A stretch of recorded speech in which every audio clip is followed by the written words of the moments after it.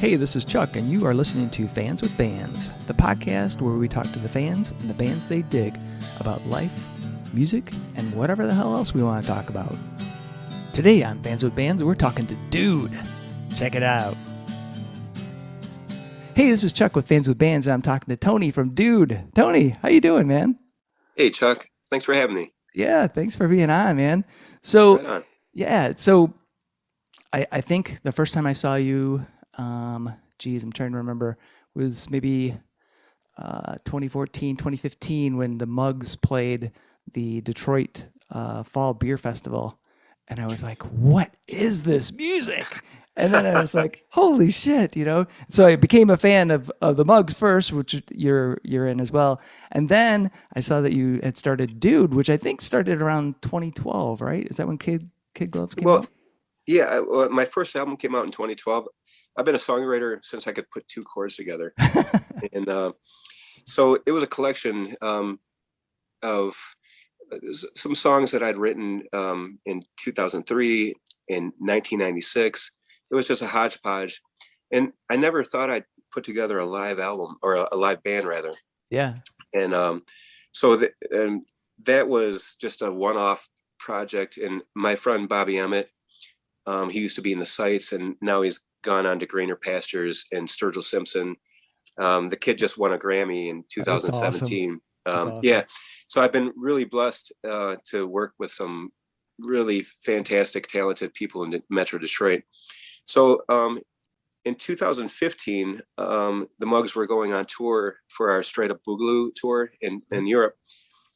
And before we left, my good friend Steven Garcia, who actually went to my high school, Notre Dame High School, he was mentioning Kid Gloves, the first Dude album, and he's like, you know, to know Steven, he's like, he's a psycho genius, and he's like, I don't get you, Tony. You write this fantastic album, and you don't bother to put a band together and, you know, tour or anything. Right. And you know, that was him calling me out a little bit, and so I said, hey, when I get back from Europe, why don't you be my rhythm guitar player? Yeah. And let's do this. And so he agreed to it, and then we've been putting the pieces together ever since. Awesome. And then and so now I have a love for, you know, performing live with my own band. You know, I'm the singer and songwriter for Dude, and you know, we've gone through many incarnations of Dude. Steven's the only one that's stuck around with me. Now I think we're at he says we're Dude 6.0. But this is the definitive version. I have some really super talented players, and I'm just I always joke around, I'm the least talented in my own band. So, you know, we got Allison on keys, Steven Garcia on rhythm guitar and lead, doing backups. Yeah. Michael Latcha from the Beggars, he's doing lead guitar, and Eric Rosen on drums. And Nice. This kid is insane. I just said, be my Keith Moon, whatever that means to you. And he's interpreted my songs with energy and ferocity. And so I'm really happy. That's fantastic. Was that incarnation of the band playing? Because I saw you guys last summer in South That Lyon, was without Allison. Oh, okay. Without Allison. We added Allison. At one point, I wanted, because there's so many guitar harmonies and harmonies in my head. There was an incarnation where I had two lead guitar players and Steven as rhythm, and but you know, I've been sitting on my new album, or our new album, Autobiography, for the last. It's been done since 2020, March of 2020. Oh wow! And but there's a lot of piano and synth parts in it, because, you know, why not? I always approach music what would Jimi Hendrix do? Jimi Hendrix was an awesome live performance, but he always dressed it up like with all the psychedelia and all the extra parts he could on wax in the studio. Yeah. So I took a page out of his playbook, and in doing so, I just figured, Allison is a wonderful jazz pianist, and she knew Mike Latcha. So it was just easy for her to join the band, because Mike vouched for me and said, this is a band you want to be in. So Awesome. now I have the best of both worlds. I have, a lead guitar player and a synth piano, and she could do everything. She Right. can lead sing. She can do backups. So, and the coolest thing is if all of us dudes can't make it, we can still exist as a four piece. So if Steven can't make it, we can, Allison, or if Right. Allison can't make it, we can do the four piece with Steven. So it's beautiful. I just want to keep on playing until we release this album, just so we're reading each other's minds, and we're the tightest band we can be. That's fantastic. So I did see I think it was Blue Canary was like the very first song off of Autobiography, and then you teased about like right before our interview that there's a book coming out. So what's the idea behind? I'm assuming it's autobiographical, but is it like stories Yeah, of the band, stories of you? it's an autobiography. Um, Awesome. and we were talking before we went live. Um, there's many layers to the onion that is my life, and I've lived an extraordinary life. And I've been thinking about writing this book since 2005. I had my stroke on September 4th, 2001. I really got my ass kicked, and I was lucky I survived it. Yeah. The doctors thought I was a goner, and they told my family as much. But I survived, and always the overachiever that I am. I try to do it with grace and humility, and so the story begins with in 2016, due to just towards Spain in November of 2016. And I came home, and I was going out for my birthday to Bumbo's bar, and I was meeting a dear friend of mine, Jamie, from he played with the Burrs, but now he's in the Loggerheads, Yep. and he just keeps on. He's a fantastic bass player. So we were talking, and we were just talking about life, and I was saying, gee, wouldn't it be great to be signed to Third Man, because he worked at Third Man at the time. Cool. And he said, well, it's all well and good. And then we got into like somehow the conversation spiraled into, I've been trying to write this book. Yeah. And he said, well, actually, that's a better in for you to, because Third Man publishes books. And so that was really the impetus for, and the catalyst that made me get off my butt finally and really seriously, take a stab at this.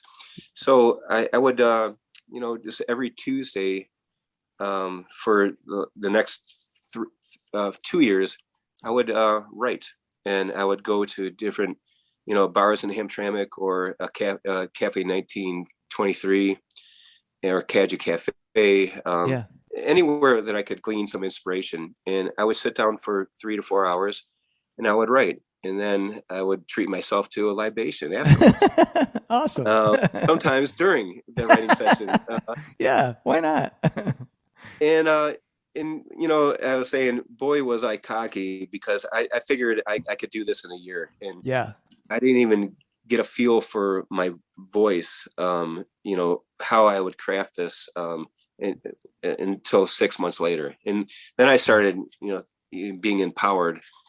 And I love Kurt Vonnegut, and I love Stephen King. I love the self-deprecating prick that Kurt Vonnegut can be, and it's his world. You're just living in it. Right. And I love the descriptiveness of Stephen King and his imagination as well. Yeah. So I try to, always wear my heroes on my sleeve, and I just tried to write a good story in my own voice, and I think I found that voice. And Awesome.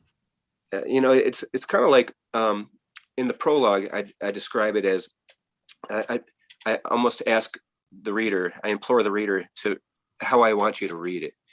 And the best analogy I can come up with is if, I'm in a bar and you walk up and sit down right next to me. We strike up a friendly conversation. We don't know each other, but through the course of the night, you're going to get to know me a little bit better.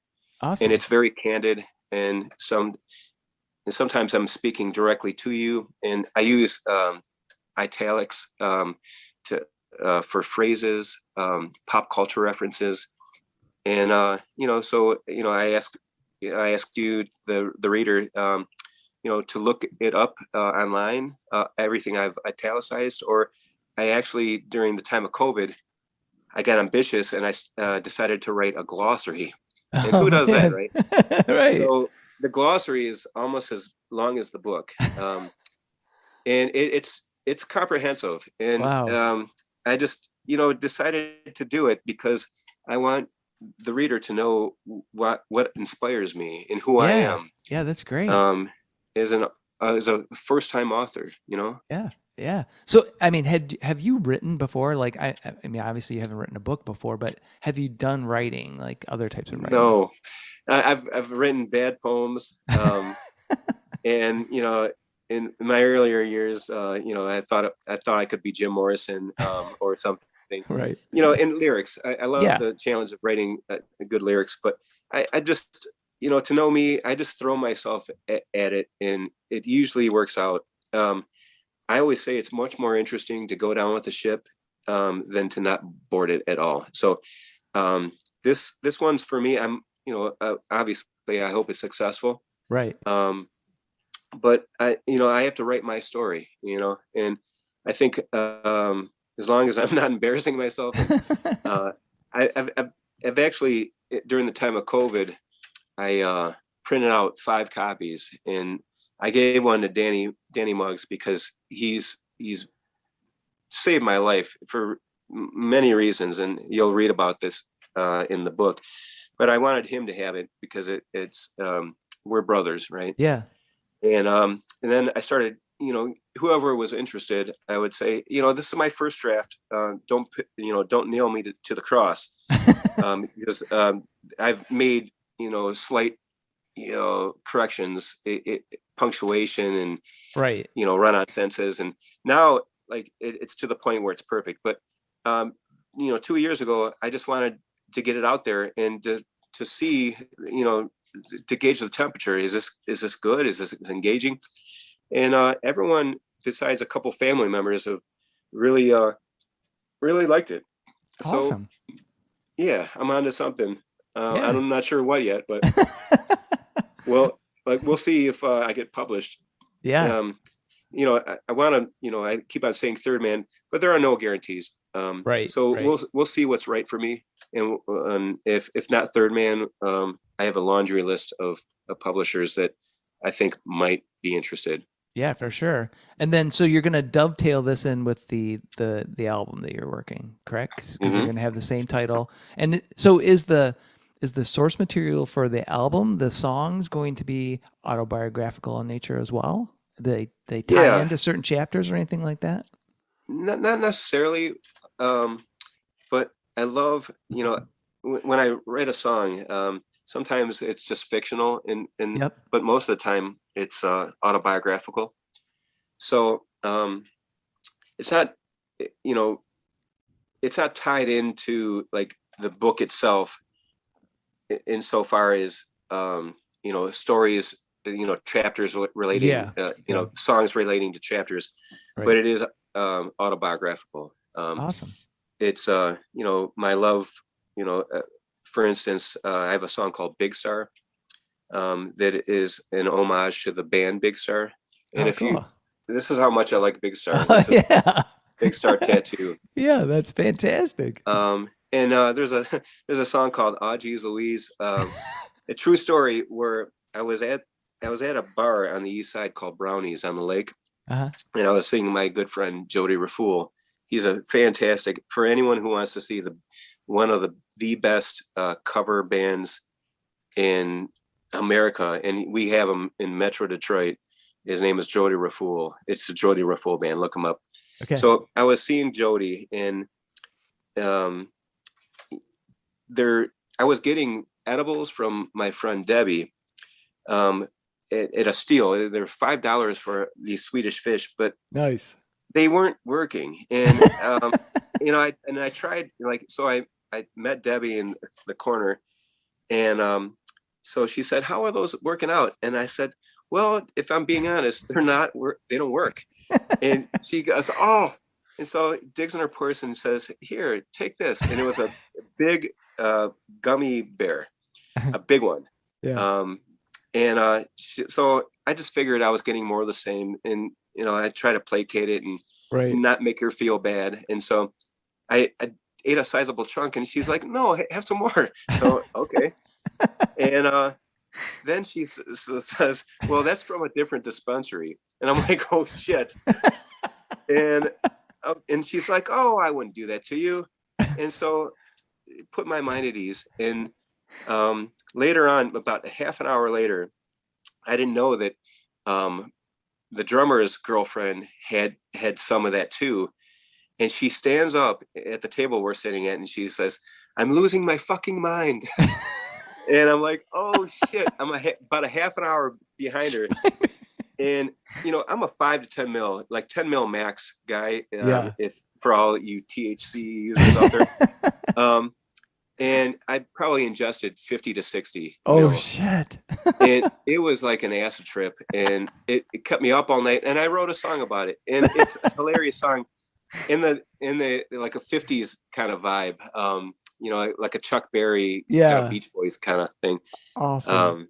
Yeah. So, and then I wrote a song, "You Are So Wonder," about my wife, and just my puppy dog eyes about my ex-wife, and just so there are autobiographical songs Cool. all over this album, and I'm Excellent. very proud of it. This is I put my producer's hat on for the first time, and I think I co-produced it with a good friend of mine, Carl Condrat, who lives in Hazel Park, and it was just a basement. He's Yeah. got a studio in his basement, but he's got all this great gear, and we just we sat on it and sat on it and made it perfect to our ears. So Right. I'm hoping that translates to everyone else.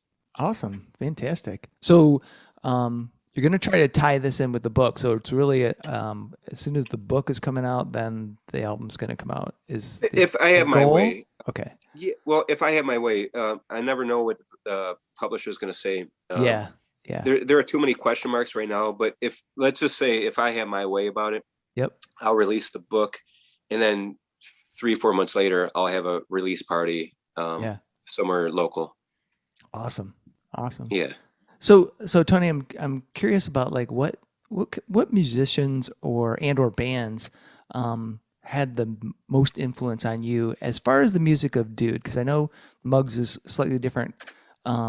It's not well, it's a little different. But for Dude, what are your influences behind that music? You know, Mostly it's psychedelic pop rock from the late 60s, and just good old fashioned rock from the early 70s. So um are you familiar with the Pretty Things? Yep. SF Sorrow is like an important album to me. I love Big Star. Yeah. The Beatles, everyone says the Beatles, but Right. it's the gift that keeps on giving. I've been getting into Rubber Soul lately, Yeah. and I've done this my whole entire life. I put them, um, you know, I don't listen to them for a couple of years, and then it's like listening to them for the first time. Oh yeah. I love Badfinger. I love Todd Rundgren. Oh yeah. Um, Todd. A Wizard, a True Star is just one of the best albums I've heard in a long time. Um, you know, I'm friends with Dave Lawson from the Scrappers, and he just hit me to this band called the Tages from the late '60s. Oh, Never heard of them before in my life. me either. Just on Monday, and I'm obsessed with that album right now. It's a psychedelic late Yeah. '60s. Awesome. So yeah, that's and everything in between. I love writing ballads. Beach Boys are so important to me. Um, and as a matter of fact, the last song on the on Autobiography is called "Tomorrow's Promise to No One," and it's probably the saddest song I've ever written. It's about my mom who died suddenly Oh, of a heart attack in 2015. About 6 days before we had our release party for the Mugs, oh, Straight Up geez. Boogaloo. Yeah, it was tough.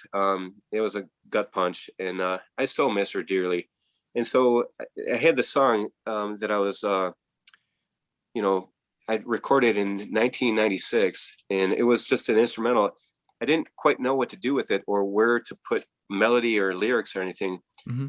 But this was December after she had passed away, and I just was listening to it because I'm always reviewing old tapes and what can I do with older songs. Yeah.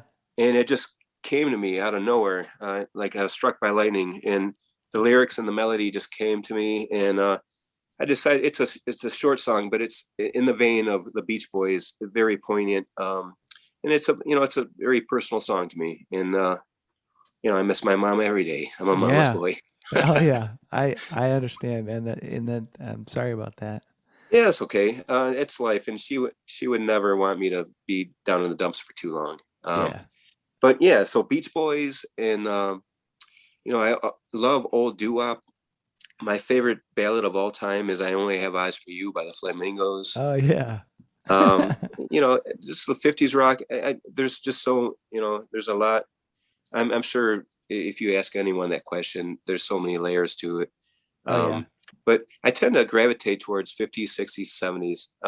Not to say that the '80s and beyond aren't relevant. And I always trip across, some band, that I love right now. Yeah. Like Ty Segall is a great example of who, the rock band I want to be, when I'm not trying to, because he's just exciting, and he writes great lyrics, great Yeah. melodies. So, Oh yeah. yeah, so I'm kind of like all over the map. I love writing country western. There's a cup, there's one country western on Kid Gloves, my first album, and then there's another one coming out called Devils in My Whiskey. Once again, that's a Awesome. true story too. Just I was, and I felt like a friend had done me wrong, and Yeah. the Mugs were playing in Toledo. I forget when I wrote it, maybe 2014. And I didn't have anything to eat that day, and I was 3 whiskeys and 4 beers in, and I just started motherfucking my friend who had wronged me. And so I wrote a song called "Devils in My Whiskey." And with Dude, it's all guitar harmonies and harmonies, and Yeah. the melody for me is the most important thing. So for all you songwriters out there, if the melody is good, you can build the instrumentation around a good melody. Yeah. So I'm curious about like how you do your like compositions. Like what is the main tool that you use as far as like Well, I getting that use a down? Fender Rhodes piano, and I'm a bass player. I've always been a bass guitar player in my mind. Ever since Danny Muggs asked me to start playing bass guitar, I shifted my perspective from listening to guitar lines to bass lines, zeroing in on how to craft a good bass line. Yeah.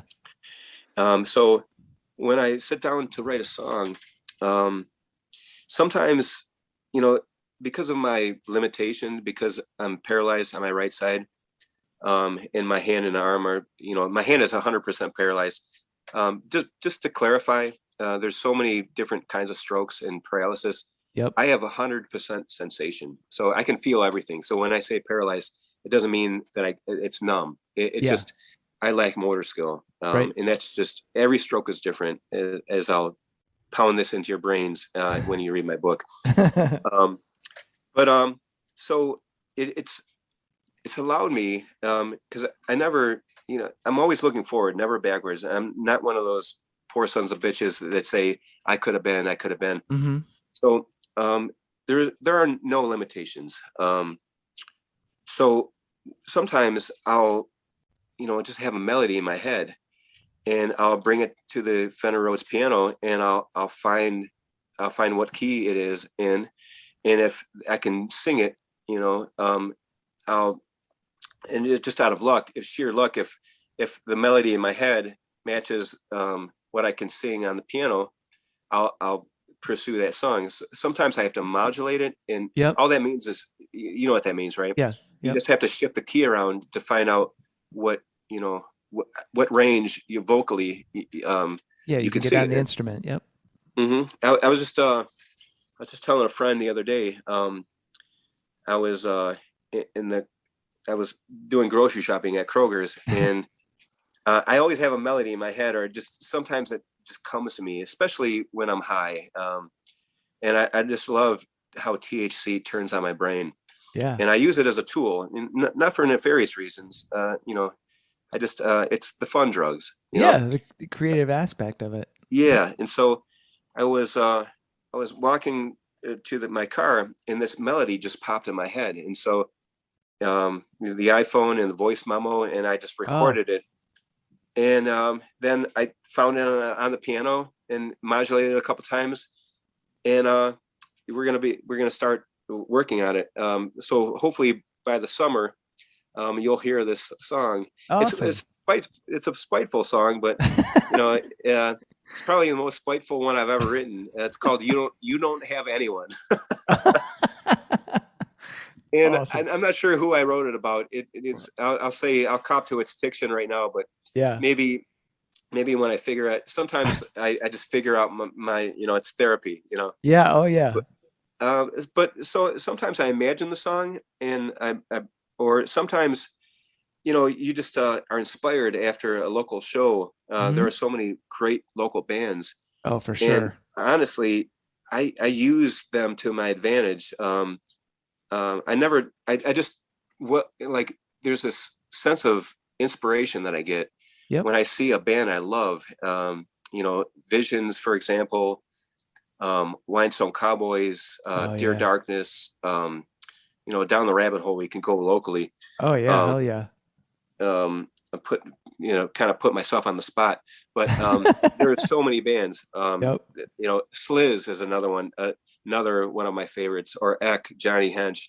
Anyways, so I'll come home in a semi-drunken state, and I'll just down at the piano and go for something, like just try to put a sentence together, or a melody, Right. and just say whatever comes to mind. Are you constantly recording things as you're doing this so that you keep them? I mean, because that seems like Yes. that would be a problem. But like you'd come up with some great idea and then go to sleep and then like, fuck, what was that?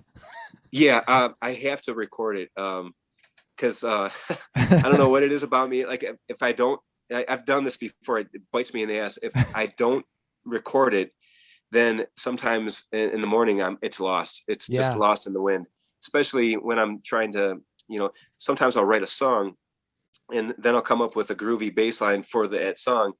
And if I don't record it right then and there, then the cadence is lost. And Yeah. um, so it is exactly that. You're absolutely correct. And sometimes I'll wake up in the middle of the night. I actually dream of melodies, and I'll just onomatopoeia it into my phone, and then just go back to sleep. Awesome. So I am really, as cliche as it sounds, I'm trying to be true to being an artist, being a musician, and being a songwriter. Fantastic. Fantastic.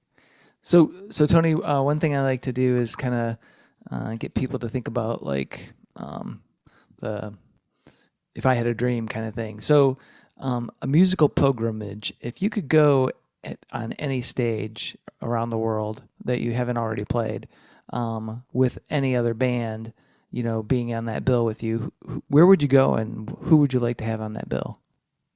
Hmm, that's a good question. Um, I've never been to any of the festivals like Burning Man. Oh yeah, I think dude would it would be it would great, be good because there. Burning Man is like a bunch of freaks and Right. popping acid, and just let your freak flag Right. fly. Right. Um, I think Burning Man, that would be a hoot, That would, yeah. And I mentioned Ty Segall. I don't know if he would want to play with me, but I've always been interested in contemporary bands like Ty Segall or Corey Hansen, from Wand. He's amazing.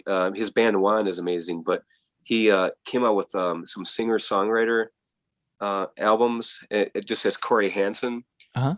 and they're very psychedelic, very steeped in the late '60s. The Unborn Capitalist from Limbo is the album that I'm just crazy about. I'm gonna And check it out because I've not heard it. So I've got to. yeah, Corey Hansen, The Unborn Capitalist from Limbo. Awesome. I was just listening to it today, as a matter of fact. Um, and it's just amazing.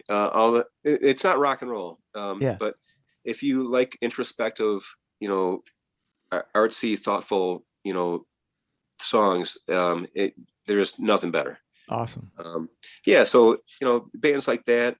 If I could go back in time, I'd just like to be a fly on the wall, for the Beatles or Yeah. any of those. The Who, I would love to play with the Who or any of those bands. Yeah. That Yeah.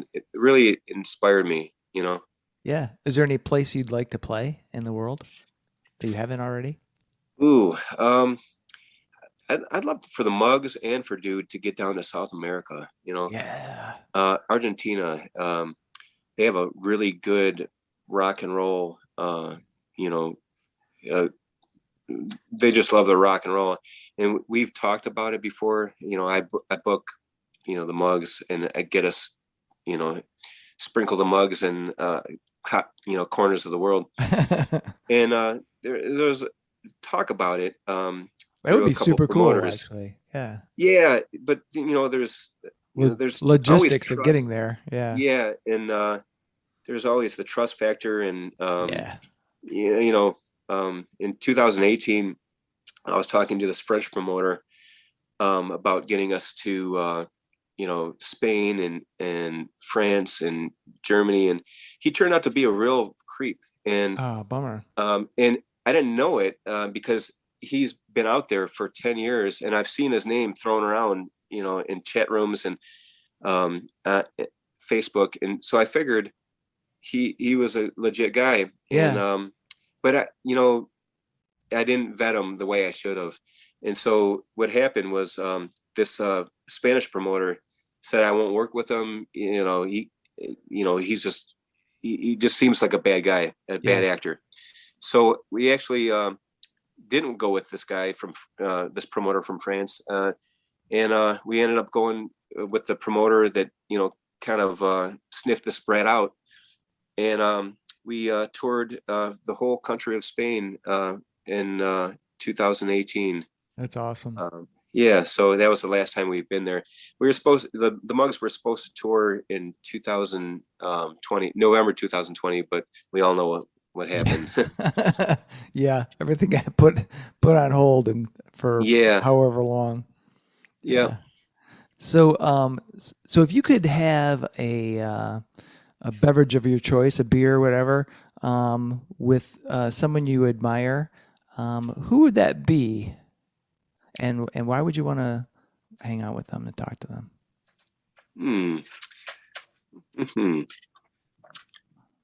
Living or It could deceased, be or living or dead. Yep. yeah.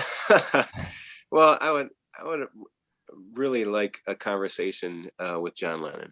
Oh, Um, and I just, I'm a simple guy. Just give me a Miller Lite and a shot. It used to be shots of, whiskey, Jameson. Now, I broke up with, whiskey during the pandemic, and now, I like my tequila. all right. So yeah, I have I have dreams about him every year, and just like last week, I had a dream about hanging out with John Lennon, and then who comes knocking on the door but Paul McCartney, and so I was hanging out with Paul and John, and we were buddies, Awesome. and I just have so many questions for him, because like as a young man, he really inspired me, Yeah. to Did you write. watch the movie Let It Be?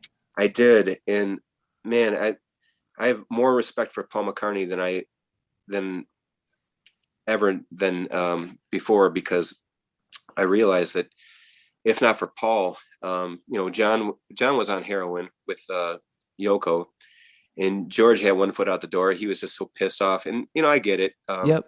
Yeah. You know, by contract, that he was only allowed two songs um, per album, and honestly, if like imagine if you and I were together for the next 10 years, and we are just tethered, the jokes get stale.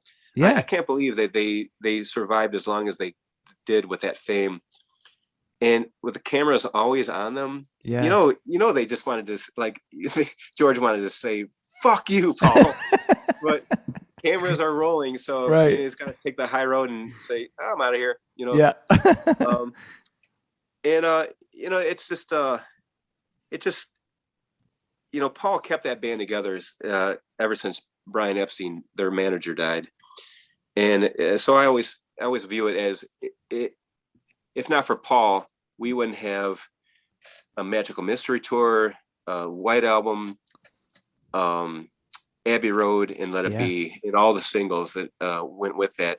So, and you can see it, it's subjective, but, I could see that during the filming of Get Back, how integral Paul was to, he handled the business, Yeah. and he was writing the best songs. He was just, I don't throw this word around too often, but genius. I give the genius tag to Stevie Wonder, Brian Wilson, and Paul McCartney, maybe Frank Zappa, and maybe Dylan, and that's about all I can see. Yeah. But man, he just revolutionized the bass. He was a guitar player, and no one else wanted to play the bass. And okay, I'll do it. revolutionize this instrument. Why not? Right. So yeah, it was eye opening, and It was eye opening. Yeah. Yeah, It was really good. it was great because it reminded me of I mean, I'm definitely not anywhere near the caliber of musician, but just being in a band and doing that process of like trying to get people organized and or like let's come up with some ideas and then like putting that together, and you could see all that going on, right? You could see Yeah, Paul trying to get everybody like on the same page and like let's actually work on something. And yeah, it was super cool.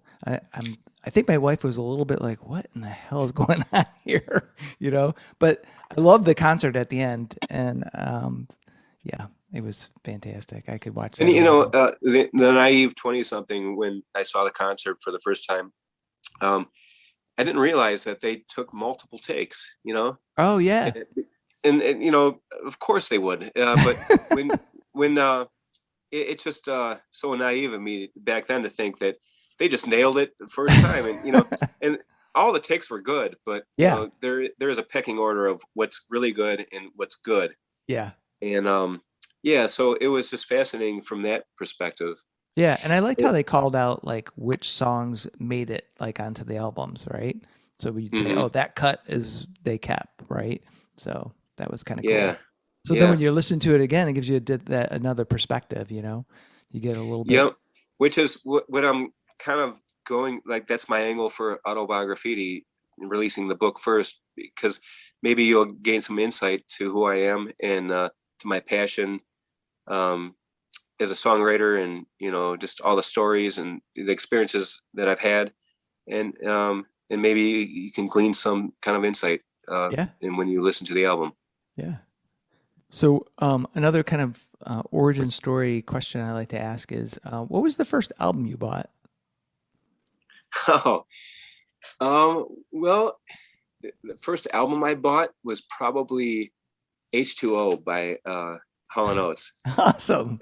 Oh, I love that album. Oh, it's Hall and Oates are great. I Yeah. just love melody. Yeah. I don't take, I'm not so cool that I can't appreciate a good melody. Oh hell yeah. Um, uh, a friend of mine, she actually has done some artwork for me. Her name is CJ Carpenter. Um, she's a great graphic artist, and she's got all these companies going, just throwing herself at it like me. And she actually designed the autobiography, the book cover, Oh cool. which is a collage. She knocked it out of the park.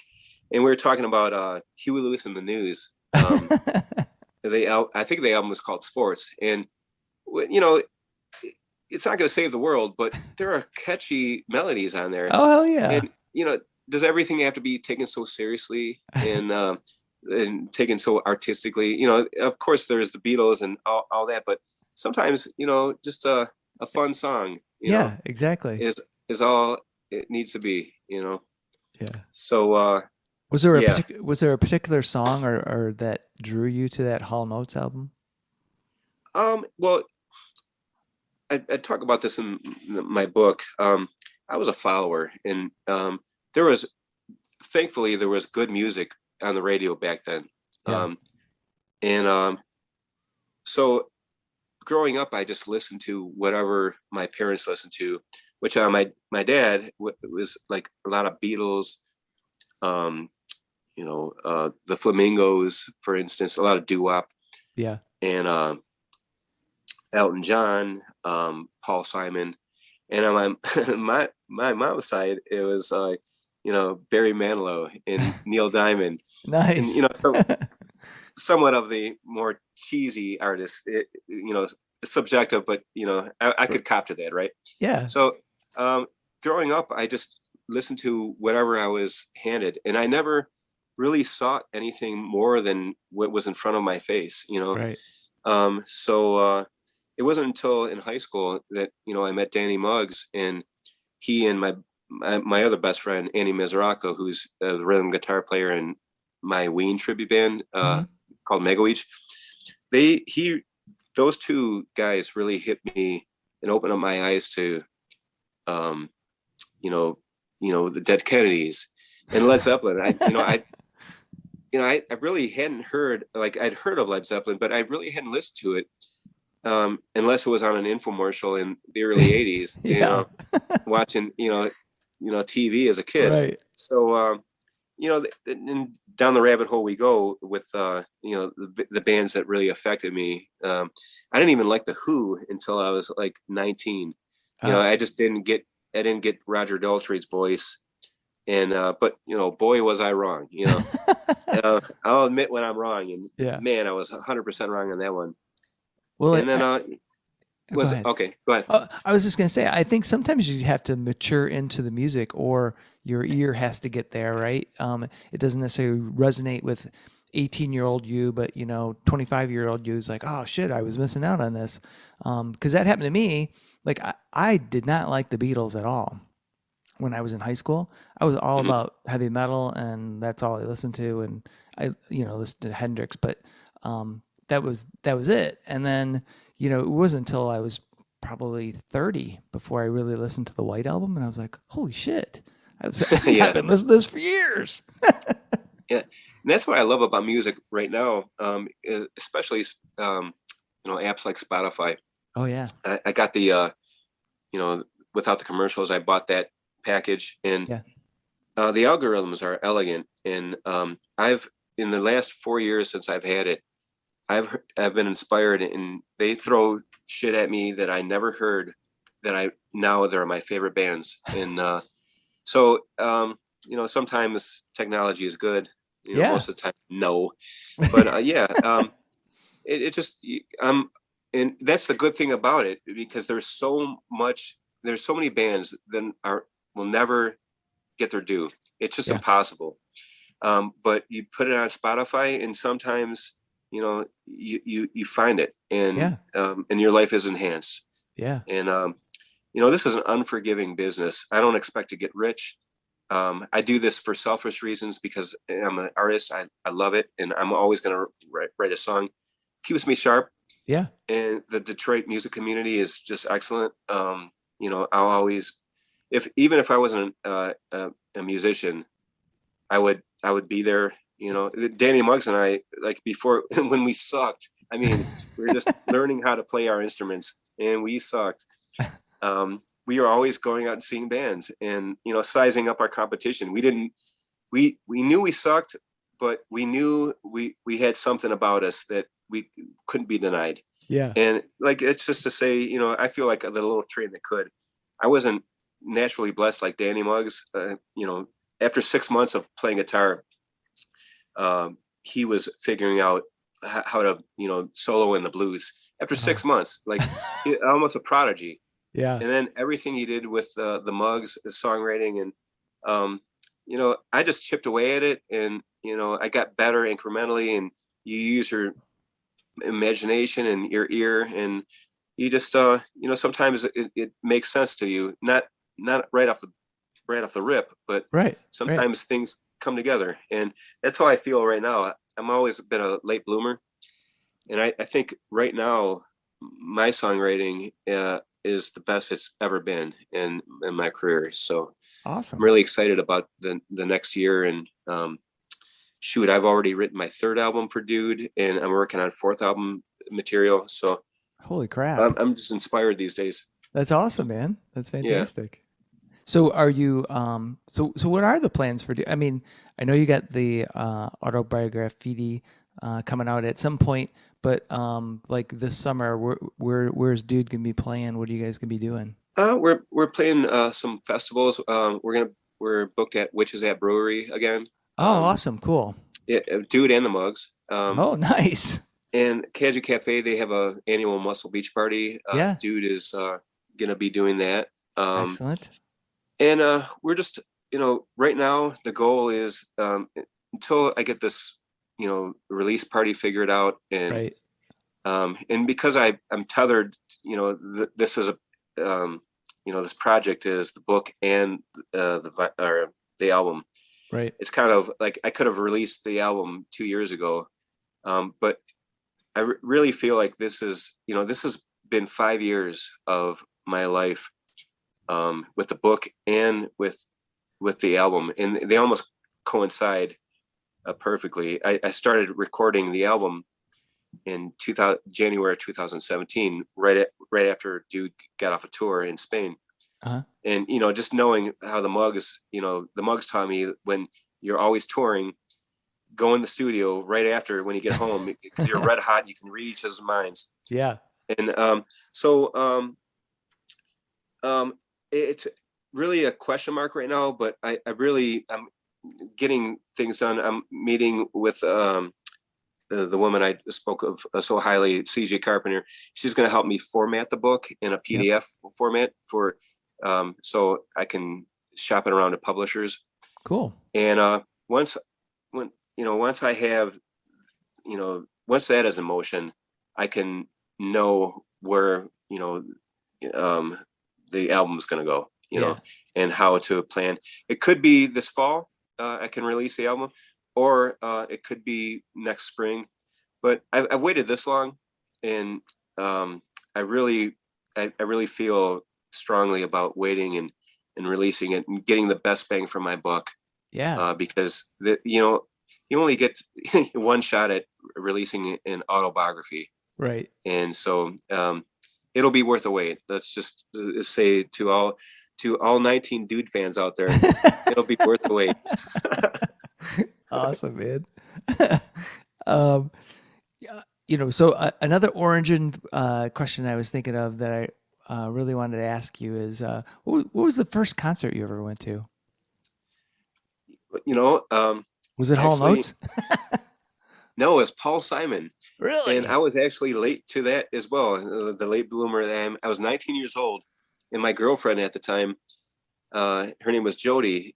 She bought me tickets to see Paul Simon, and she was so sweet. She said, "And you can take Danny if you want, because I've been best friends with Danny Right. since we were 13."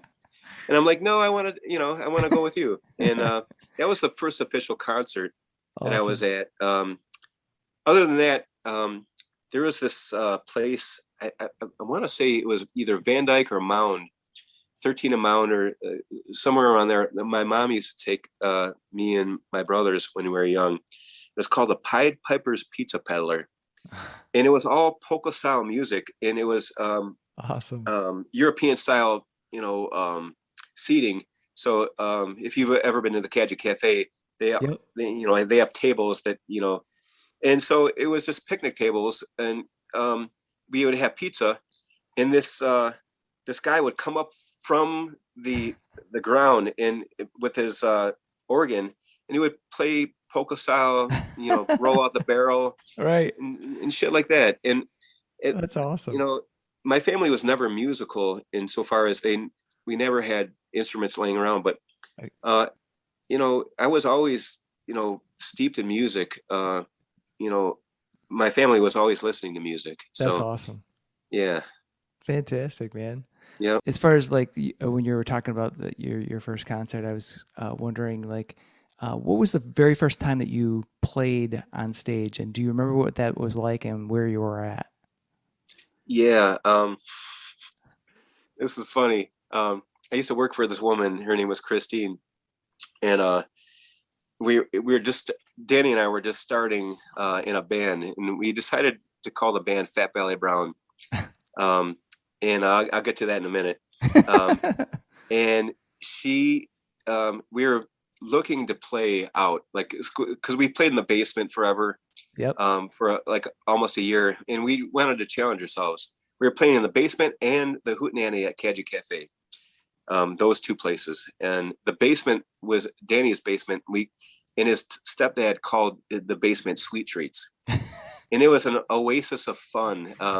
They had a house kit down there, and just so we'd bring over our amps and guitars, and we would just hash it out, Yeah. and have a great time. And so it got so serious that okay, we want to play. So Christine, I worked for Christine. She cleaned high-end Grosse Pointe homes and businesses, and she also, the hustler that she was managing a Buscemi's pizzeria on Woodward. And she always joked around. She's like, I'm going to give you your first break, as if we were going to be somebody. Right. So we played for the first time at Buscemi's, and awesome. all of our family and friends came out. And it was terrifying, but I'm sure it was awful to some extent. But you have to start somewhere, right? Yeah, hell yeah. How old were you? I was 21. Oh, awesome. Yeah, I started playing acoustic guitar at 18 and 19. Danny and I started together, and then my dad bought me an electric guitar. And then around 20 years old, Danny asked me if I would consider playing the bass guitar. And honestly, he must have been prescient, because, if not me switching to the bass guitar, I don't know where I'd be as a musician right now, because if the piano, the bass clef of the piano is on the left-hand side. Yeah. And this is the only hand that works, right. Ladies. So it's just one of those things where he must have been prescient, because it just worked out that way. Right. I didn't have to, make too many, modifications. I just could naturally be on the left side. And music notes have always been sesame. So but yeah, cool. Yeah, good times, great oldies. Awesome, man. So Tony, thanks so much for being on Fans with Bands. I've got just one last question for you, and that is, it's controversial. Pineapple or no pineapple on pizzas? Oh, pineapple all the way. Oh yeah, all right. Oh, yep. What's your favorite combo as far as topping? That would be pineapple, ham, and mushrooms. Really? Excellent. And nice. Ham. Yep. All right. Awesome, man. Well, Tony, thanks again. Yeah. Hey, thank you, Chuck. We've been good friends for quite a while, and thank you for having me on your show. Oh, hell yeah, man. And I can't wait to, well, one, I'm dying to read the book, and I can't wait for the new music, and I'll definitely be seeing Dude and or the Mugs, sometime this year. So that'll be awesome. All right. Sounds good, man. All right, brother. Cheers. Cheers. Thanks to Tony for joining me on this episode of Fans with Bands. I can't wait to hear their new record called Autobiography, which should be coming out soon. Tony also has an accompanying book of the same title, which sounds fantastic. Keep your eyes peeled for all the Dude happenings over on their Facebook page. And you can go listen to some tunes now over on Spotify or Bandcamp. See the show notes for all the details and links. These are tough times for everyone in the creative industries such as music. Your support of live streaming, purchasing music, and merchandise is critical. If you can help out your local artists, please do. If you are in the Michigan area, consider following the Playing in the Detroit Area Tonight Facebook page. It is a place for fans and bands to support each other and share our combined love of music. Thank you all so much for listening. Be sure to hit subscribe on your favorite podcast service to get each and every episode of Fans with Bands. Spread the word by rating the show and leaving a comment. We want to hear what you think. You can keep in touch by following us on social media. This is a Life in Michigan production. Until next time, be well and kick out the jams.